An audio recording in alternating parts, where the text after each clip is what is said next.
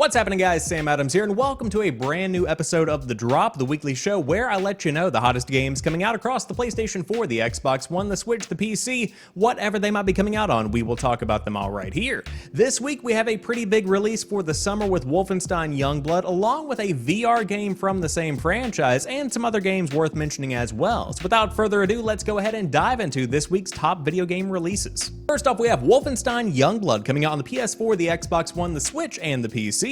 Wolfenstein Youngblood is the first modern co-op Wolfenstein adventure. 19 years after the events of Wolfenstein 2, BJ Blaskowitz has disappeared after a mission into Nazi-occupied Paris. Now, after years of training from their battle-hardened father, BJ's twin daughters Jess and Soph Blaskowitz are forced into action. Team up with a friend or play alone, level up, explore, and complete missions to unlock new abilities, weapons, gadgets, cosmetics, and more to complement your playstyle and customize your appearance. Wolfenstein Youngblood features the most open-ended Wolfenstein experience to date. From a new base of operations located deep in the heart of the Paris catacombs, plan how and when to attack and dismantle the Nazi regime. So for those that don't know, Wolfenstein Youngblood is basically a standalone DLC for Wolfenstein 2: The New Colossus, and they did a similar kind of thing whenever Wolfenstein: The New Order came out. They released The Old Blood a little bit later, and they're both pretty fleshed out experiences. Don't expect to get a full $60 experience out of Wolfenstein Youngblood, but do consider to get a pretty girthy expansion pack, big enough to where they warranted making an entirely new game. As the description does hint, this is mainly a co-op driven kind of experience. You can play it alone, but if you definitely have a friend, it's going to be a better time all around. At its core though, this is that Nazi killing action driven Wolfenstein experience that we all know and love, with a conclusion, or at least a continuation, of the story of BJ Blaskowitz and his twin daughters. I for one am very excited to see Wolfenstein Youngblood when it launches this week on the PS4, the Xbox One, the Switch, and the PC. Next up, we have a game from the same franchise, but with a bit of a twist. Wolfenstein Cyberpilot is coming out on the PS4 via PlayStation VR and PC for VR headsets.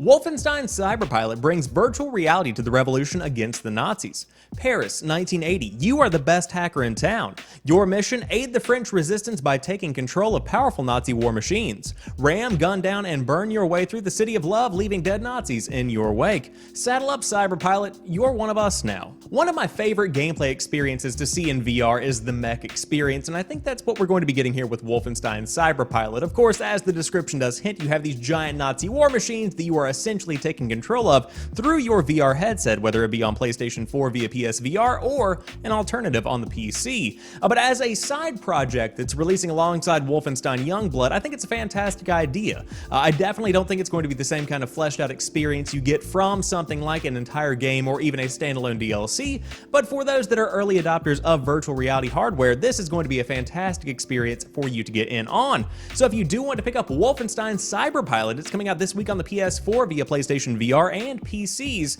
if you have a VR headset. Next up, we have Fantasy Strike coming out on the PS4, the Nintendo Switch, and the PC. Start fighting for real no matter your skill level. Built from the ground up to be the most accessible fighter ever, Fantasy Strike lets you skip past all the usual hurdles of learning a fighting game and gets you straight to the good stuff: timing, spacing, footsies, reads, and reactions. With its one-button special moves, short and sweet combo system, and easy-to-understand interface, Fantasy Strike gets you fighting your opponent and not your controller within the first minute. Don't let its simplicity fool you. The gameplay maintains the same degree of depth as most competitive fighting games, so it's a game not just for newcomers, but for seasoned veterans as well. United by competition, Fantasy Strike is an Olympic-style tournament that takes place in a fantasy martial arts world fractured by political conflict. Stone Golem Garrus Rook founded the tournament series to bring together the many provinces of the authoritarian Flagstone Kingdom and plant the idea of a different way of life. The tournament attracts Grave Stormborn, a powerful martial artist whose only motivation is to push himself and improve his skills every day. Garrus and his advisor Jefferson de Grey seek to convince their young warrior that his strength should not be wasted on competition alone, but that he should aid them in their fight against injustice and help shape the world. And again, you have some bullet points, easy special moves, perform damaging combos with hours of practice in training mode, unique Yomi counter feature to reverse throws, let go of your controls, and diverse cast of characters are available for you. Fight as a ninja, dragon, painter, or even a panda. That's right, a panda. Overall, the game seems to be emphasizing its accessibility, and I totally understand that because many fighting games can be incredibly difficult. For me, I don't really enjoy fighting games because they can be so difficult. If I'm trying to dive into something like Street Fighter V or even a brand new Mortal Kombat, although the games have gotten easier and more accessible as the years have gone on, there is still kind of a high expectation of what the player is going to be capable of. Within Phantasy Strike, it seems to be changing that element altogether and making it incredibly accessible, although it also includes a high skill ceiling for those that do want to put in the time and effort to become very good at the game. Overall, this is a passable fighting game in my opinion, but it still looks to be a very interesting game, and I did want to mention it here on the drop since it is launching this week on the PS4, the Nintendo Switch, and the PC. Next up, for Switch owners, we have Fire Emblem Three Houses. War is coming to the continent of Fodlan. I probably mispronounced that. Here, order is maintained by the Church of Syros, which hosts the prestigious Officers Academy within its headquarters. You are invited to teach one of its three mighty houses, each comprised of students brimming with personality and represented by a royal from one of three territories. As their professor, you must lead your students in their academic lives and in turn-based tactical RPG battles wrought with strategic new twists to overcome. Which house and which path will you choose? The game features refined gameplay the Fire Emblem franchise is known for. Command a party of warriors to move and fight on a grid-based battlefield, and for the first time in the series' history, assign battalions of troops to support individual skills and units in battle. As a professor, you are responsible for teaching your students and improving their skills in their academic lives and in battle. These may be school assignments, but the stakes are very real. Your students' lives depend on your leadership, and it's up to you to guide each of them so that they may wield a variety of weapons, master the study of magic, and acquire special skills such as horsemanship. But there is more to being a professor than commanding armies. Freely roam Greg Mock Monastery and the academy within it while interacting with talented students to build relationships and gather intel. After meeting one enigmatic girl named Sothis, you'll come to realize that she appears only within your mind. What other mysteries await? So Fire Emblem, a franchise that I have never been a big fan of, but with three houses, I know it's one that a ton of Nintendo Switch owners are looking forward to. And if you do like that kind of strategic combat style game, of course, Fire Emblem is one of the go-tos that many people consider whenever they're looking for that style of gameplay. So if you are interested in Fire Emblem and if you have been looking forward to Fire Emblem Three Houses, it is launching this week on the Nintendo Switch exclusively. And to round out today's show, Sumo Party is coming out on the PS4, the Xbox One, the Switch, and the PC. Riddle me this: what do sumo, walls, and dancing have in common? The answer is all of these elements formed Sumo Party. Sumo Party is a game where sumo warriors gather to join an unconventional contest inspired by Japanese TV shows. They need to fit into the funny-shaped holes in an approaching bamboo wall, otherwise, well, let's just say it will result in a rather ridiculous manner. But what's better than winning alone? Fighting your friends, of course. In Sumo Party, you can gather up to 4 people in a hilarious face-off competition. What is the challenge? You need to control every limb separately, and remember, incoming bamboo walls are not that forgiving.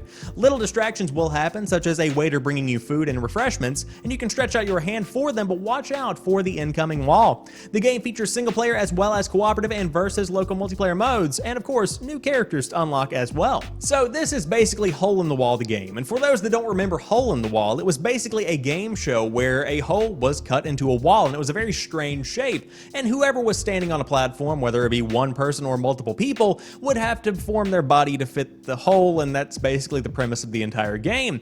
Of course, the elements such as the butler bringing you refreshments, that does add a bit of variety, but the basic concept is you've got to fit your fat sumo ass through the hole in the wall. Now overall, in a gaming industry where limb controls are becoming more and more commonplace in fun, lighthearted games, this one is definitely going to fit in very well. And so if you want something that's a very unique, arcadey kind of experience, one that's definitely not going to be in-depth, but one that still keeps things fun and fresh, then you should definitely check out Sumo Party when it launches this week across every console from the PS4, Xbox One, and Nintendo Switch, and of course on the PC as well. Before we conclude today's show, we have a couple of honorable mentions. First off, Tetris Effect is coming out on the PC along with Beyond Two Souls, which are both launching on the Epic Games storefront. But that rounds out today's episode of The Drop. If you enjoyed this one, be sure to drop me a like down below and come back next week because there is always going to be a brand new episode of And that rounds out this week's episode of The Drop. I do hope you stayed up to date and informed, and if you enjoyed today's piece of content, be sure to hit that like button down below and subscribe to the channel if you do happen to be new.